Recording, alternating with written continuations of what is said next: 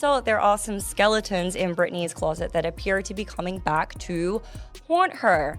And namely, it is this question, this query that, again, allegedly, but apparently Brittney Griner is in fact a man. She's the Rookie of the Year. She's 4th in the league in MVP voting. Caitlin Clark is an absolute all-star. She is the Michael Jordan of this. This is the girl that girls have been waiting for forever. Caitlin Clark is a rising star in women's basketball. She's pulling in crazy viewership numbers. Caitlin Clark is the needle mover. She is the needle mover. She is the franchise player. And she was the MVP. She is the main draw. She wasn't the one who was full sprinting down the court. She's my role model. I really look up to her. Why do you like Caitlin? And she's so good at basketball. Because she's that awesome person and she has like a lot of aura, so like. You know what makes women's. What if the foundation of fair play in women's sports was built on a lie?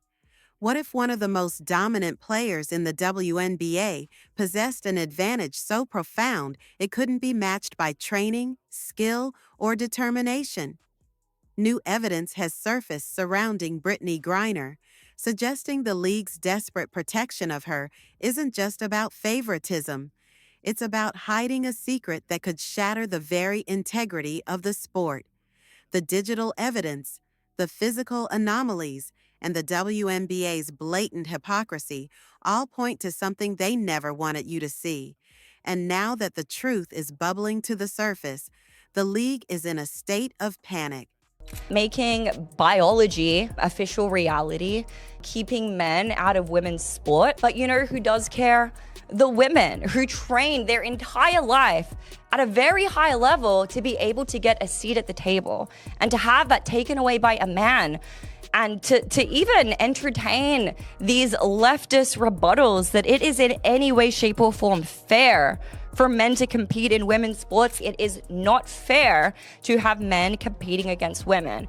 And for that reason, honestly, I would love to see some type of an official investigation on Brittney Griner. The clearest evidence of Brittney Griner's untouchable status exploded into view during a game against the Indiana Fever. After fouling out, cameras caught Griner on the bench, visibly frustrated, mouthing the words, "trash white girl," directly at the league's biggest star, Caitlin Clark. The footage was undeniable. It spread across social media like wildfire, with fans and analysts dissecting the clip frame by frame.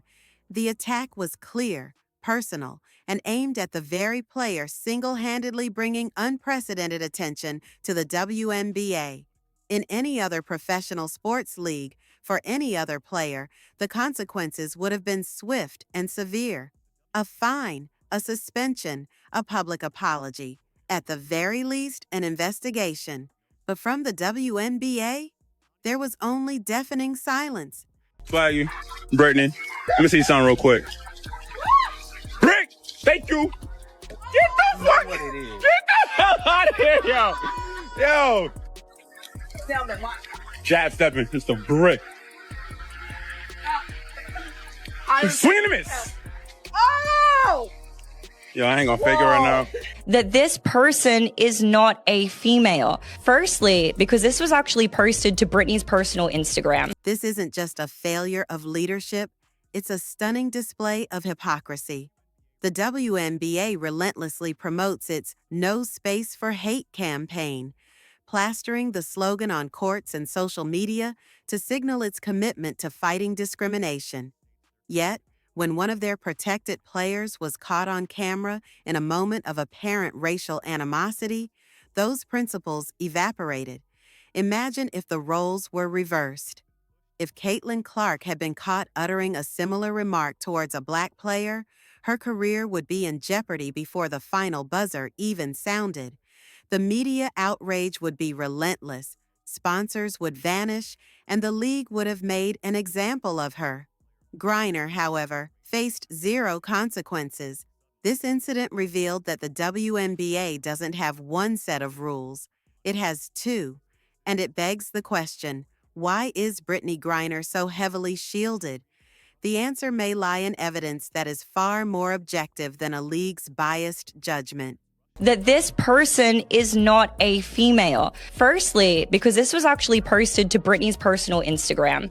And when it comes to Instagram, they use a combination of like AI detection and plus manual surveyors, but specifically the AI detection to make sure that no explicit content ends up on the platform. So clearly whatever AI detection system was used when Brittney posted this and it stayed up for 106 weeks was not like, oh, this is a bare female chest, we have to take this down. It of the WNBA who are very fond of virtue signaling. But even when it comes to Brittney's exchange for like the Merchant of Death, which is insane, by the way, but had that been just like a straight white girl, my guess is that straight white girl would probably still be rotting in a Russian prison. Brittney was male and therefore being topless on the platform was totally fine. It did not constitute as nudity. Now, some people may speculate, okay, well, is Brittney trans? Sometimes the most damning evidence comes from a place with no agenda, a computer algorithm.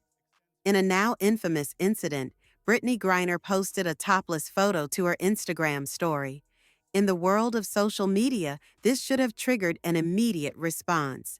Instagram's sophisticated AI is meticulously trained on millions of images to identify and automatically flag female nudity to comply with its community guidelines. It's a system designed specifically to differentiate between male and female torsos. Yet, Griner's photo sailed right through without a single flag. The post remained up, visible to her millions of followers. The AI, in its cold, logical analysis, seemingly did not classify her chest as female. It treated the image as if it were viewing a male torso, which is not a violation of the platform's nudity policy. But still then, they would have way more testosterone in their system than the average WNBA player. We're going to get back to that point in a minute. There was some speculation that Brittney Griner was actually put in a male prison. Very difficult to find any reports that actually confirmed that, but that was widespread speculation at the time. This wasn't some minor glitch. This was a multi-billion-dollar tech company's advanced detection system, a system that analyzes more images in a day than a human could in a lifetime, making a critical distinction. The incident ignited a firestorm of speculation online, with many concluding that the algorithm had inadvertently exposed a hidden truth. Skeptics might dismiss it, but this digital clue doesn't exist in a vacuum. It aligns perfectly with a series of physical observations that have followed Griner throughout her career, details that have been whispered about in locker rooms and by fans for years. While a digital ghost in the machine is compelling, it becomes nearly undeniable when paired with the physical enigma that has been hiding in plain sight.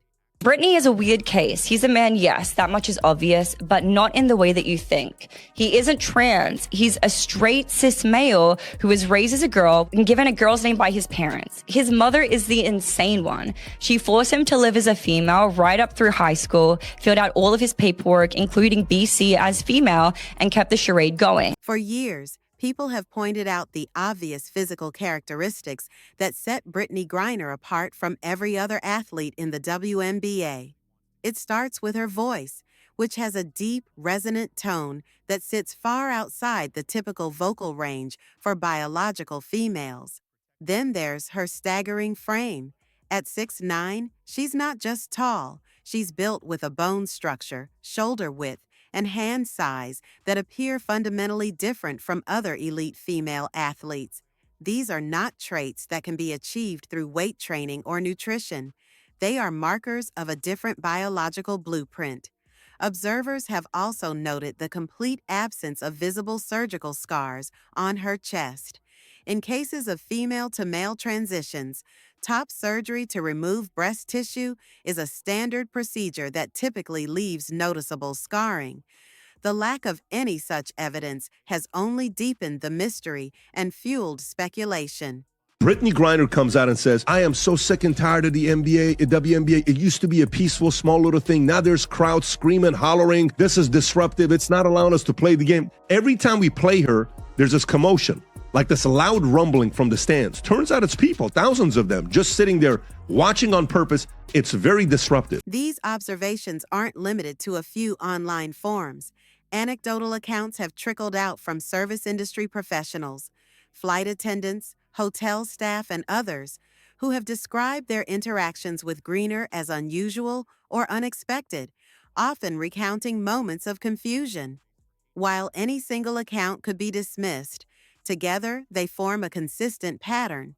These physical traits and personal encounters paint a picture of someone who exists outside the typical biological parameters of a woman. And these characteristics don't just spark curiosity off the court. They translate into a level of physical dominance on the court that seems to defy the very laws of women's basketball. We have heard nothing from the WNBA, absolutely nothing. Brittney Griner elbowing Caitlin Clark in a crazy way and then calling her a trash white girl. And Brittney Griner has not commented, which I find significant. I've watched that video countless times, and it sure looks like Brittney Griner says, white girl. The WNBA should investigate Brittney Griner seemingly uttering profanities about white girl. When you watch Brittney Griner play, you're not just seeing skill, you're witnessing a form of physical dominance that belongs in a different category. Her shot-blocking records aren't just impressive stats. They represent a complete suffocation of the opposing team's offense. Players don't just try to score on her. They actively change their entire game plan to avoid her, funneling their plays away from the paint in a way that is simply not normal in women's basketball. The numbers tell a story of their own. Griner stands 6'9" with a monstrous wingspan that dwarfs other elite centers. For comparison, Aja Wilson, another one of the league's most dominant players, stands at 6'4". That 5-inch difference, combined with Griner's wider frame and larger hands, creates a competitive gap that skill alone cannot bridge. Griner was caught on live television mouthing the words, "trash effing white girl," directly at Clark. The cameras captured it. Fans saw it. Social media exploded with the footage. And the WNBA did absolutely nothing. Brittney Griner appeared to call Caitlin Clark trash and effing white girl. Her ability to dunk effortlessly over multiple defenders or swat a shot from an angle that seems physically impossible isn't just good basketball. It's an exhibition of athletic feats that exist outside the normal parameters of female biology. Elite female athletes spend their entire careers honing their skills to compensate for their physical limitations. Griner's physical gifts appear to eliminate those limitations entirely, giving her an insurmountable advantage. Her strength, reach, and sheer physical presence are not things that can be taught or learned. They stem from a biological source, creating an unfair playing field that undermines the very spirit of the sport. But perhaps the most telling clues in this entire saga didn't come from an American basketball court, but from deep within a Russian prison. Brittney Griner, who I can't stand, sad that she's a Baylor grad. She called her a trash expletive white girl. That was the lip reading. Yes, trash white girl. Trash. Blanking white girl. The WNBA has come out numerous times. There's no place for hate. There's no place for racism. When Brittney Griner was detained in Russia, the case was immediately shrouded in an unusual level of secrecy. For a considerable time, her exact location was kept completely under wraps. Eventually, her lawyers confirmed she was being held at IK2 in Mordovia, a female penal colony. But the initial delay and lack of transparency raised serious questions. Prison systems, especially in a country as rigid as Russia, have clear, non-negotiable protocols for inmate placement based on biological sex. The fact that her location remained a mystery while this decision was apparently being made suggests that Russian officials were grappling with a complication. Widespread speculation at the time suggested she was initially detained in a male facility while authorities tried to figure out what to do. Is the WNBA okay with one of its players saying white girl on the bench and getting caught by TV cameras saying such? I guess they are. I guess they're okay with it. Obviously, the league would very much not be okay with a white player saying black girl on the bench in anger and getting caught by TV cameras. That would be an immediate suspension, if not a career ender for said white girl. You have to wonder what official records the Russian authorities were reviewing. These decisions aren't made casually. They involve medical examinations and a review of official documentation, like birth certificates and passports. The delay points to a conflict between the documents she presented and the physical reality they were observing. What did they know that influenced their choice? What information did they have access to that the American public has never seen? The secrecy suggests that her case presented a problem that wouldn't have existed for any other female athlete. The rumors from a foreign prison are shocking, but an even more disturbing story has surfaced, one that claims this entire deception began not in the WNBA, but in her own childhood. But it is completely possible that white girl was about Caitlin Clark's popularity, about her stature, about her impact on the entire league. She has been abused repeatedly. We have shown you videos, just getting elbowed, getting crushed, inbound passes where they ram into her, just absolutely abused. And there clearly is a racial element to it. Let's see an investigation into reverse racism that's going on across the league also. As this controversy has grown, one of the most shocking and disturbing theories has emerged from the depths of the internet. This rumor, too wild for many to believe yet too specific to ignore, claims that Brittney Griner is a cisgender male who was raised as a girl by his mother. According to this speculative story, his mother forced him to live as a female from birth, filling out all official paperwork, including his birth certificate, with a female designation. The theory posits that this charade continued throughout his entire life, creating the person the world now knows as Brittney Griner. This narrative, if true, would provide an explanation for everything: the physical advantages, the deep voice, the lack of surgical scars, and even the confusion in the Russian prison system. It would mean the deception wasn't a choice made as an adult, but a life Griner was forced into. While it remains a dark and unproven rumor, its existence has added a chilling layer to the entire controversy, transforming it from a debate about fair play into a story of alleged lifelong deception. With a mountain of digital evidence, physical observations, and disturbing rumors, the WNBA's silence shifts from simple hypocrisy to a potential cover-up. The blatant double standard applied to the Caitlin Clark incident, the impartial AI algorithm that saw a man, the physical dominance that defies biology, and the unsettling mystery of her time in a Russian prison all weave together into a single troubling narrative. It suggests the WNBA isn't just protecting a star player, it's protecting an illusion. The league's credibility is crumbling under the weight of its own selective outrage and its refusal to address the obvious questions that millions of fans are now asking.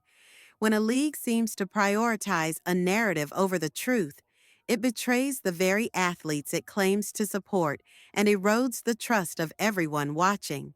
It forces us to ask a final, uncomfortable question. When fairness is sacrificed for a secret, what is the true cost to the integrity of women's sports?